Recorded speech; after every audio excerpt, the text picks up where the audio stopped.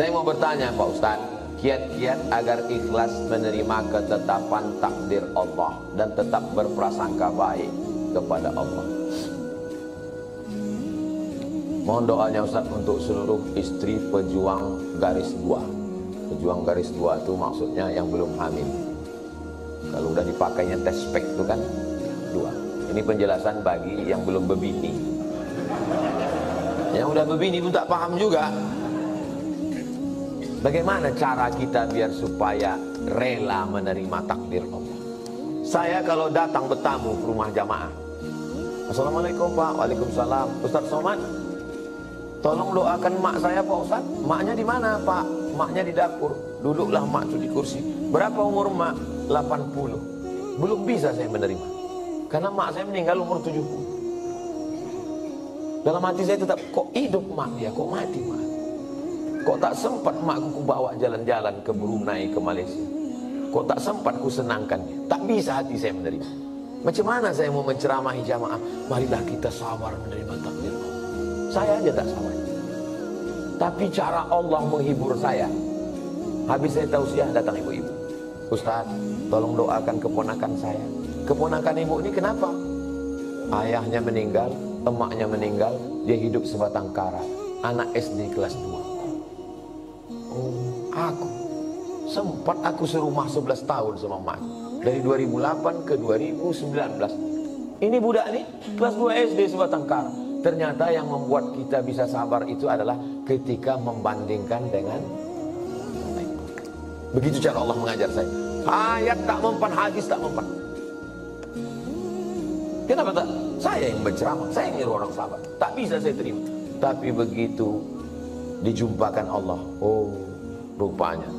Maka diantaranya yang membuat kita kuat ini adalah dengan memperbanyak bercerita dengan orang. Kita ini kalau banyak bercerita, ngobrol dengan orang, itu menyadari betapa besarnya nikmat Allah kepada kita. Aku pula bisa begini-begini, kawan ini tak sempat berbakti, jumpa pun tak sempat. Yang kedua, bagaimana caranya?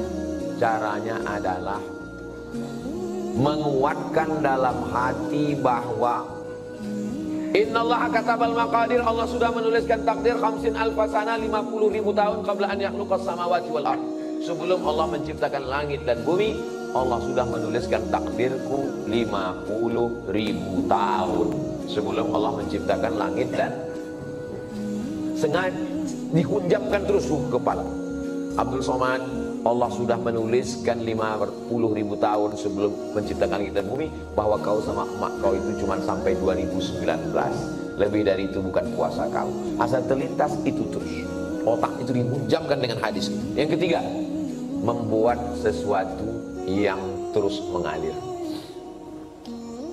Sedekah untuk santri, untuk Palestina. Asal teringat, baca Al-Fatihah. Teringat macam-macam, baca Al-Fatihah. Malam Jumat, baca Al-Kahfi, baca Yasin. Hadiahkan pahalanya. Undang anak yatim, fakir, miskin. 3 itulah cara untuk mengurangi beban hati kita. Allah berjanji kalau kita beribadah, falyabudu rabb hadzal bait, banyak-banyak beribadah. Allah cuma minta kita satu ibadah.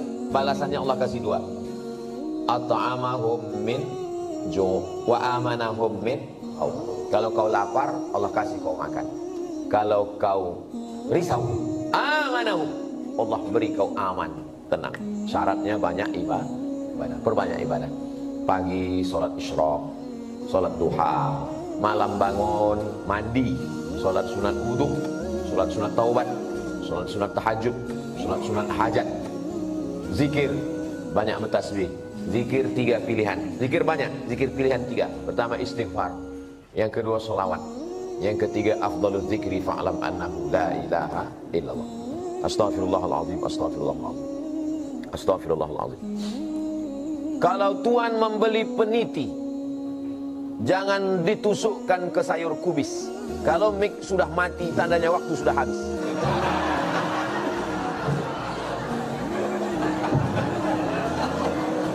Kalau Tuhan membeli peniti, jangan dicucukkan ke sayur kubis. Kalau mik sudah mati-mati, tanda waktu sudah habis. Di akhir majelis mari kita sama berdoa kepada Allah supaya Allah menjadikan hati kita ini ridha menerima takdir Allah Subhanahu wa taala. Tapi usaha tak pernah berhenti. Yang belum berjodoh terus berusaha, mudah-mudahan dapat jodohnya. Yang belum garis dua terus berusaha, makan toge, makan kacang-kacang, makan sayur, berdoa. Nabi Ibrahim alaihissalam baru lahir anak Ismail umur 86 tahun. 86 tahun baru dapat anak Ismail. Istrinya yang diponis mandul namanya Sarah, rupanya mengandung setelah Ismail umur 13 tahun. Waktu itu umur Nabi Ibrahim 99 tahun. Akhirnya punya anak. Waktu anak itu lahir, tersenyum Nabi Ibrahim. Karena udah diponis orang istrinya mandul takkan punya anak. Senyum dia.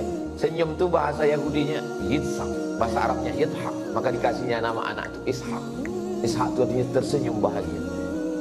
Saking kan lucunya cara Allah ingin menguji seorang hamba. Tak ada yang sulit. Innama amruhu idza arada syai'an ayyaqula lahu kun.